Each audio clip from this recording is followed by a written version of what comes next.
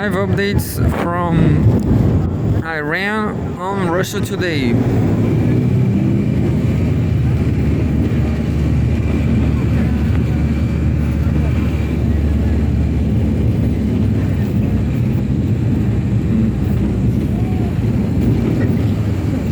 There's a battle for Hungary. Voting is Sunday. Viktor Orban. Looks like Viktor Orban is fighting against somebody. So who is going to win Hungary? Voting is Sunday. Here's what you need to know now. Live updates. Iranian delegation arrives in Pakistan for talks with US. Videos, photos. The negotiations are set for Saturday after continued Israeli strikes on Lebanon despite ceasefire efforts. All this is published April 8, maybe yesterday or today, I don't remember. No, this is updated April 10. Well, Russia Today's live updates don't stop, so this sequence started 2 days ago, and there's a photograph.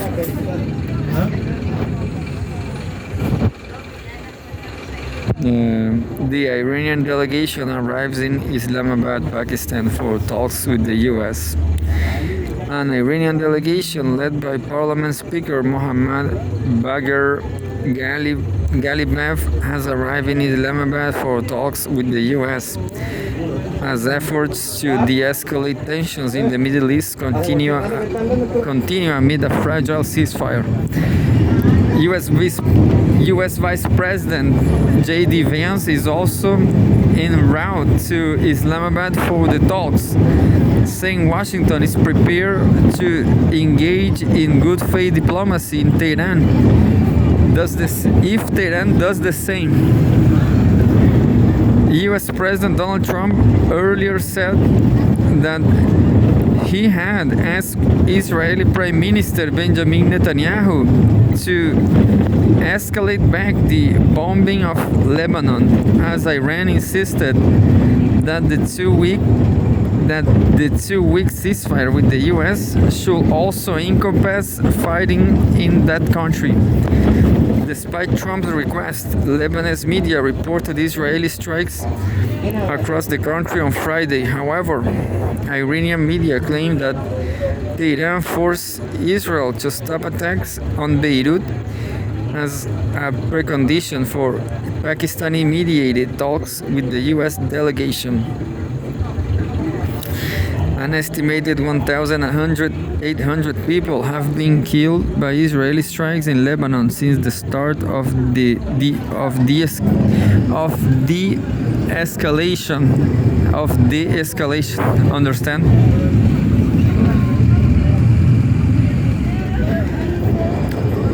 That's it. There's no de-escalation, if you want to know, in the Middle East. With more than 300 dying on Wednesday alone. The attacks trigger significant public outcry, including from US allies in the EU.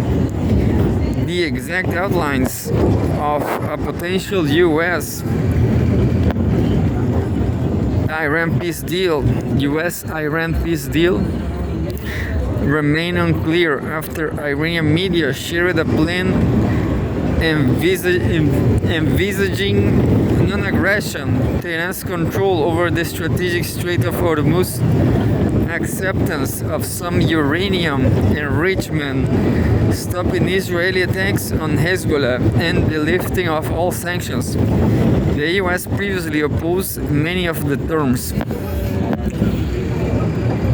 As the tentative US-Iran truce appears to be generally holding in the broader Gulf, Trump warned that Iran had, quote-unquote, better stop charging fees from vessels passing through the Strait of Hormuz after the Islamic Republic vowed to take the management of the strategic waterway to a, quote-unquote, new stage.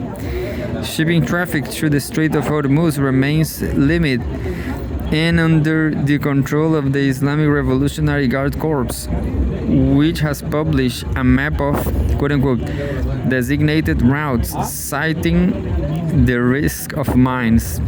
Key developments. All that was the text, and now we have the key developments like keywords.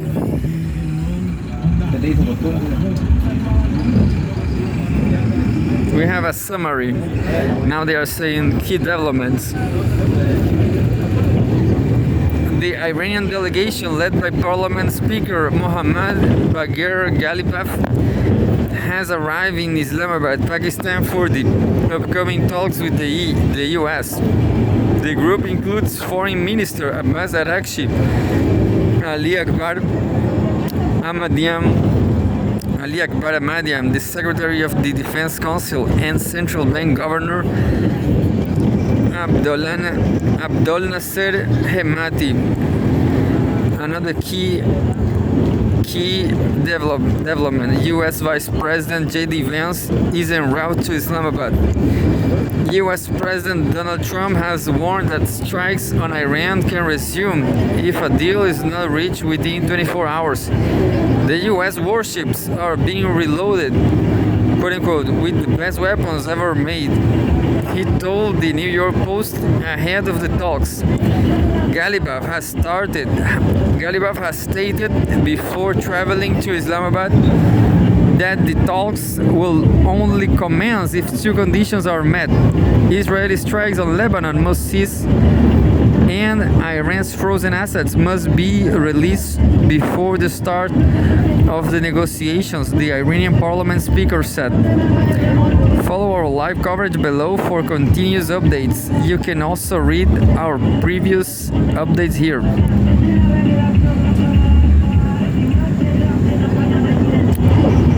And we have the latest April 11, 2026. According to Fars, the Iranian delegation is due to meet Pakistani Prime Minister Shehbaz Sharif on Saturday morning, and only if Washington accepts state-ends preconditions will indirect negotiations begin later in the day at Islamabad's Serena Hotel.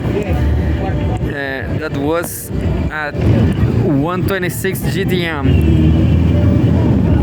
And 12:19, I don't know how many hours, like more than 1 hour, 1 hour and 10 minutes after that. Yeah, before that, I mean. Israel's foreign ministry confirmed it has, quote unquote, agreed to begin formal peace negotiations with Lebanon on Thursday, following a phone call between the two countries' ambassadors to the US. However, the ministry said Israel, quote unquote, refused to discuss a ceasefire, with Hezbollah diverging from the Lebanese presidency statement that Tuesday's meeting will cover, quote unquote, the announcement of a ceasefire. Something like 1 hour before that, too. 50 minutes before that.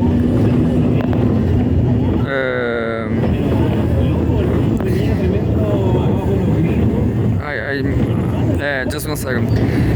So yesterday, April 10, 2026,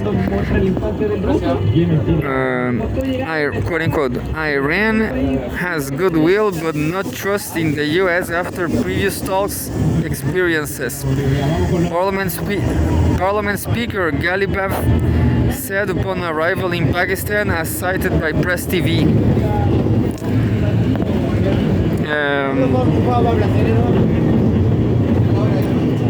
50 minutes before that, US Secretary General Antonio Guterres said the talks in Pakistan offer an opportunity for, quote unquote, de-escalation now.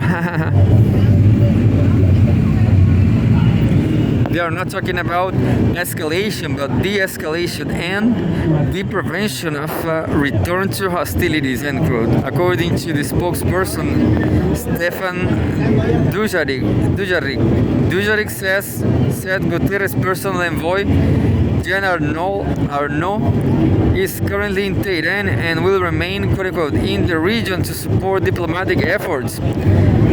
Asked if the UN will send representatives to Islamabad, Dujarric replied, quote unquote, not specifically for these talks, but we will be kept apprised.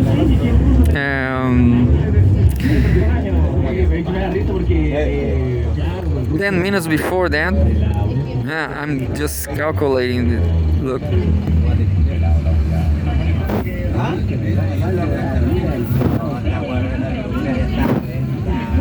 I'm sorry, so 10 minutes before that, Hezbollah says it attacked Israeli military positions in the occupied Lebanese border towns of Biyada and Shama, according to Al Jazeera. And 10 minutes before that, Iranian parliament speaker Mohammad Bagher Ghalibaf has shared a photo of a makeshift memorial to the victims of the suspected U.S. strike on a girls' school in Minab, saying they were, quote unquote, his companions on this flight that brought Tehran's delegation to Islamabad for talks with the U.S. Still talking about the girls, the kids, children. What about Palestinian people? Anyway, Palestinian people is suffering a lot more. Half an hour before that, President Donald Trump has insisted that Washington doesn't need a quote-unquote backup plan if negotiations with Tehran fail, because the Strait of Hormuz will be open, quote-unquote, one way or the other. Quote, they are militarily defeated, and now we are going to open up the Gulf, with or without them. But that will be open, and I think it's going to go pretty quickly. And if it doesn't, we will be able to finish it off, one way or the other, end quote. The U.S. president told journalists before boarding Air Force One. That sounds... I was reading and I was imagining somebody like Donald Trump. You don't need a backup plan. Their military is defeated. You know, we have degraded just about everything, he insisted. And there's a video,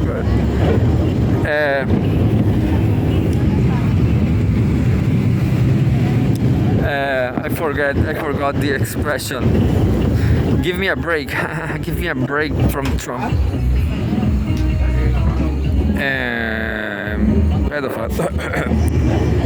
And 10 minutes before that, 15 minutes before, the Lebanese presidency has announced that a phone call took place earlier on Friday between Lebanon's ambassador in Washington, Nada Hamadeh Moawad, and Israel's ambassador Yeshiel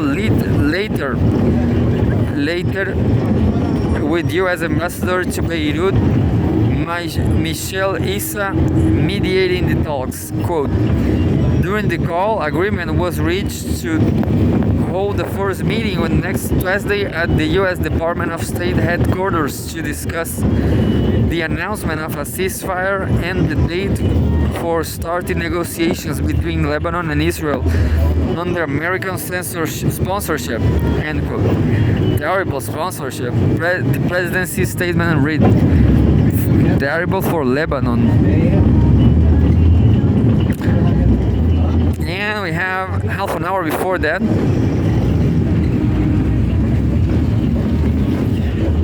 Iran's IRNA news agency has published a video showing the country's delegation arriving in Islamabad on Friday evening for talks with the U.S. And 1 hour before that, finally, the Iranian delegation, led by Parliament Speaker Mohammad Bagher Ghalibaf, has arrived in Islamabad. The IRIB news agency has reported. The delegation includes Foreign Minister Abbas Araghchi, Defense Council Secretary Ali Akbar Ahmadian, Central Bank Governor Abdol Nasser Hemati, as well as several MPs according to the report, and that's it.